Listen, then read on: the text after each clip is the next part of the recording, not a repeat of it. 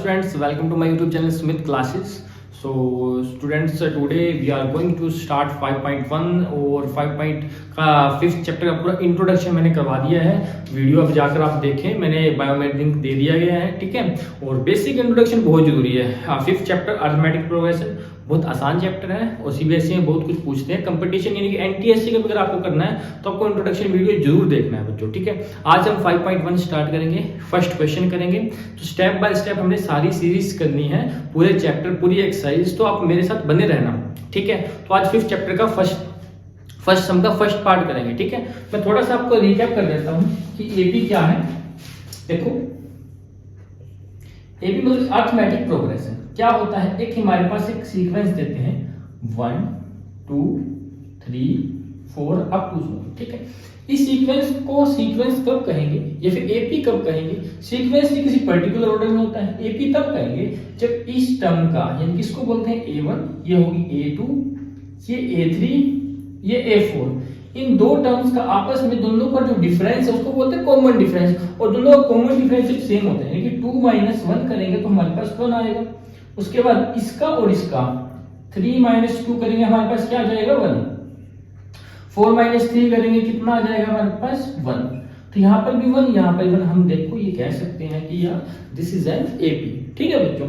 इसी को एपी का यूज करके हमने एक क्वेश्चन करना है कि एपी है या नहीं है, वो देखेंगे स्टेप बाय स्टेप। आपको सारी चीजें बताता रहूंगा। एपी की फिलहाल हमें पता होना चाहिए कि एपी उसको बोलते हैं, उस सीक्वेंस को हम एपी बोलेंगे जिनका कॉमन डिफरेंस, जिन सीरीज में सेकंड टर्म और फर्स्ट टर्म, थर्ड टर्म और सेकंड टर्म, ऐसे करके कॉमन डिफरेंस हर एक टर्म का आपस में सेम होना चाहिए, वो एपी कहलाएगी हमारी। तो चलिए क्वेश्चन स्टार्ट करेंगे।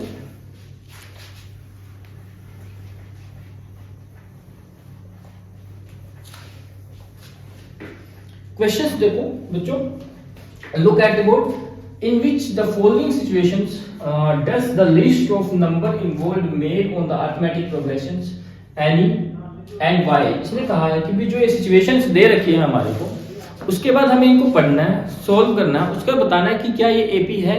अगर एपी है तो उनका रीजन देना भी क्यों एपी है, ठीक है। तो देखो क्या दिया, first the taxi fair after each kilometre when the fair is 15, okay. Fair is the first kilometre and the rate 8 for the each additional kilometre. उसने कहा कि टैक्सी है, उसका किराया है कि फेयर है वो है 15 किलोमीटर फर्स्ट के लिए, और उसके बाद पर किलोमीटर में 8 हम ऐड करते जाएंगे। हम इसको डिराइव करके उसको बताएंगे कि यह एपी है या नहीं है। एपी है तो क्यों है, तो देखते हैं। तो आप लिखेंगे the taxi fare in first kilometre is equal to 15 rupees, ठीक है बच्चों। उसके बाद देखो second kilometre, the taxi fare in second kilometre. अब उसने कहा है सेकंड में ईच किलोमीटर में कितना ऐड करना है, 8 ऐड करना है, यानी कि 15 + 8 इज इक्वल टू 23 रुपीज। उसके बाद ऐसे ही थर्ड किलोमीटर 23 + 8 यानी कि 31। तो बस 3 बहुत है, ये कर लिया हमारे पास। देखो फर्स्ट किलोमीटर के लिए आया 15, उसके बाद सेकंड किलोमीटर के लिए आया 23 और थर्ड के लिए आया 31। अप टू सोना ऐसे चलता रहेगा, ठीक है। अब ये हमारे पास जो हमने ड्राइव करा, ये हमारे पास सॉल्यूशन आ गया उसका। इस सॉल्यूशन को हमने बताना है कि ये एपी की फॉर्म में है या नहीं है। उसका एक ही कारण है, एक ही रीजन है कि एपी कब होगी, तब होगी जब इन दोनों के टर्म्स का जो कॉमन डिफरेंस है वो सेम होगा। तो फर्स्ट वी चेक। तो हम ये लिखेंगे ए क्या है, ए की वैल्यू हमारे पास 15, ठीक है बच्चों। उसके बाद डी की वैल्यू क्या हो जाएगी, डी की वैल्यू है A2 - A1 यानी कि 23 - 15 इज इक्वल टू 8। अब हमने ये भी चेक करना है, A3 - A2 कितना आ गया, 31 - 23 इज इक्वल टू 8। देखो बच्चों कॉमन डिफरेंस क्या आ रहा है, सेम आ रहा है। तो हम क्या करेंगे, this is an AP because the common difference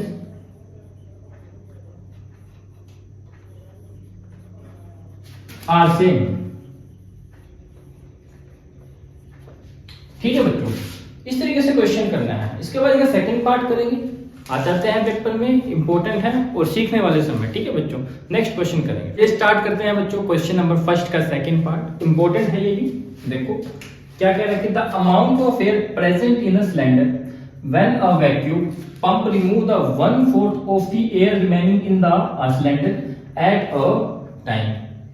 question क्या कह रहा है मैं बताता हूँ। इसने कहा है the amount of air present in a cylinder when a vacuum pump remove the 1/4। अब आप एक चीज बताओ, सपोज करो एक सिलेंडर है हमारे पास। अब इस सिलेंडर के अंदर गैस है कोई भी, हमें पता ही नहीं है कितनी गैस है। सपोज करो मान लेते हैं एक्स इसके अंदर गैस है इतनी रिमेनिंग है। ठीक है, अब इसके अंदर से हर बारी में कितना माइनस हो रहा है, हर बारी इसके अंदर से निकाला जा रहा है 1/4 किसका, ऑफ द एयर कितनी है x। अब ये आ गई, चलो ठीक है। उसके बाद इसके अंदर कितनी बच गई हमें पता नहीं है सर कितनी बच गई, इतनी बच गई। ठीक है, उसके बाद फिर से जो बची गैस है, रिमेनिंग गैस है, इसका फिर से 1/4x, यानी कि अब फिर से बची कितनी है, इतनी बची है। इसका कितना निकालेंगे सर, इसका निकालेंगे 1/4। इसका फिर से किसमें से माइनस करेंगे, जो पिछला है उसमें से माइनस कर देंगे। ऐसे ऐसे करते जाएंगे। देखो कितने बढ़िया तरीके से समझ में आएगा आपको। जैसे कि अब देखो जो चीज हमें पता ही नहीं है उसको हम क्या करते हैं, लेट करते हैं। Let the air present in cylinder x।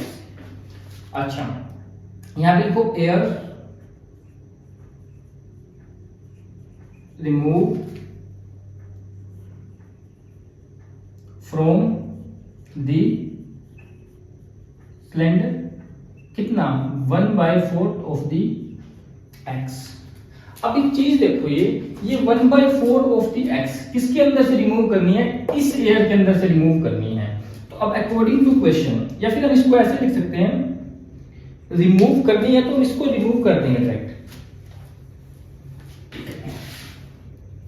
यहां पे लिखो 1/4 air remove from the cylinder. जब इसके अंदर से 1/4 को क्या करेंगे, हम सब्ट्रैक्ट कर देंगे, रिमूव कर देंगे, यानी कि x में से माइनस कर देंगे 1/4 किसका, इसी गैस का, यानी कि x। ठीक है बच्चों, तो कितना आएगा हमारे पास आ गया 4x माइनस x, यानी कितना आ जाएगा 3x बाय में 4 आ गया। ठीक है, अब हमारे पास कितनी गैस बच गई, हमारे पास इतनी गैस बच गई। चलो ठीक है, अब क्या करेंगे, हमारे पास इतनी गैस बच गई, चलो ठीक है, बच गई तो बच गई। अब दोबारा फिर से निकालते जाएंगे, हम केस करते जाएंगे। ठीक है, अब फिर से 1/4 air remove from the remaining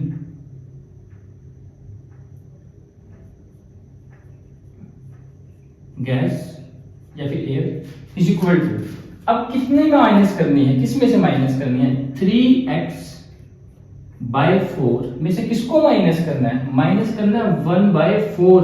और कितना, जो बची हुई है गैस, कितनी बची हुई है, ये बची हुई है अब की बारी, यानी कि इसका 3/4 ऑफ x। इसको सोल्व करते हैं, कितना आ जाएगा, ये 3x/4 माइनस 3x/16। अब कितना आएगा, एलसीएम लेंगे, हम सोल्व करेंगे। एलसीएम लेके जब सोल्व करेंगे हम इसको, कितना आ जाएगा, ये आ जाएगा 16 और नीचे आ जाएगा 4 4 3 जा 12 minus 3 is equal to 12x minus 3x is equal to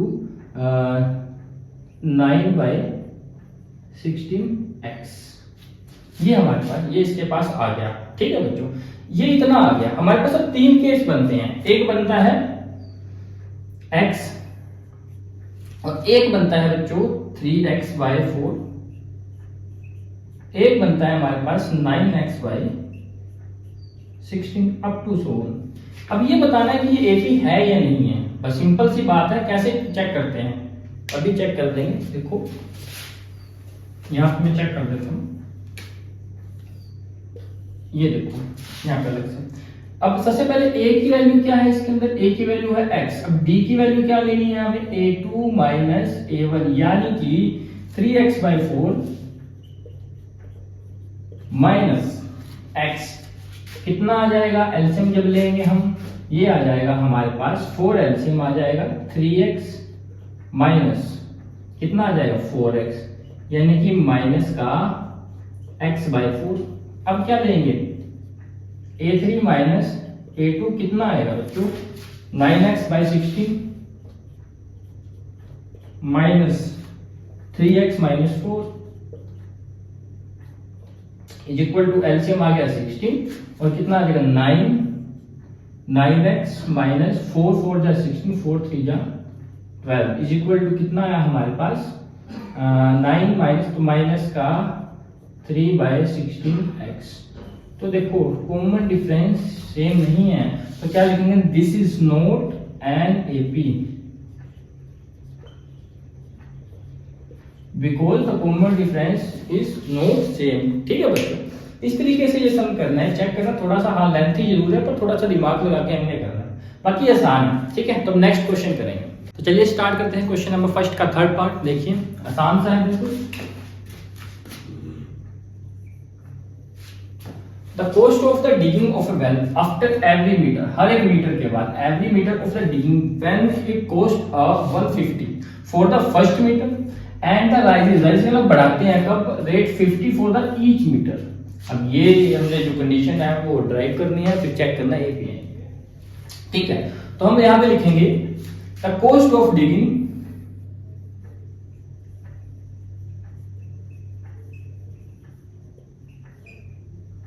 cost of the digging a well in first meter is equal to 150। यहां से लिखेंगे the cost of the second is equal to 150। कितने रेजेस हो रही है plus 50 is equal to 200 and the cost of the third metre के लिए कितना हो जाएगा 200 प्लस हर बारी 50 हो रहे हैं तो 250। बस इस कंडीशन को सोल्व कर लेंगे। क्या बनी है हमारे पास, फर्स्ट में थी 150, फिर बनी है 200, फिर बन गई है 250 up to 100।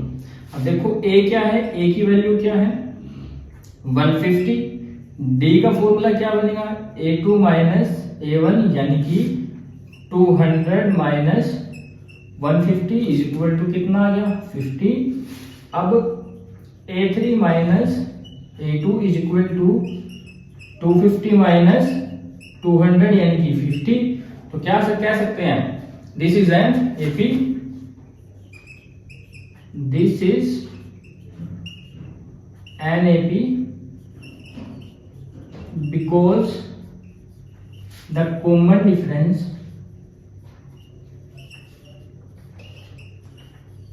are same।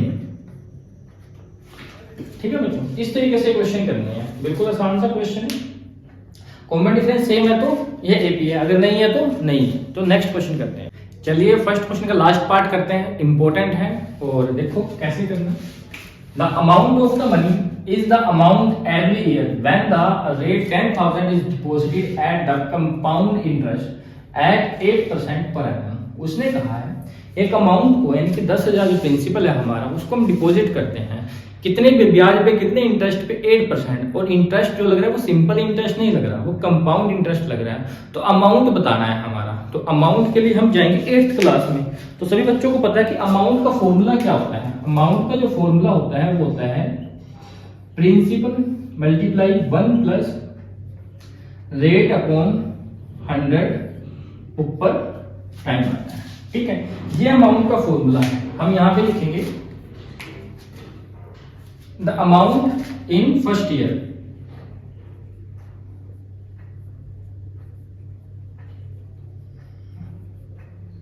For first year.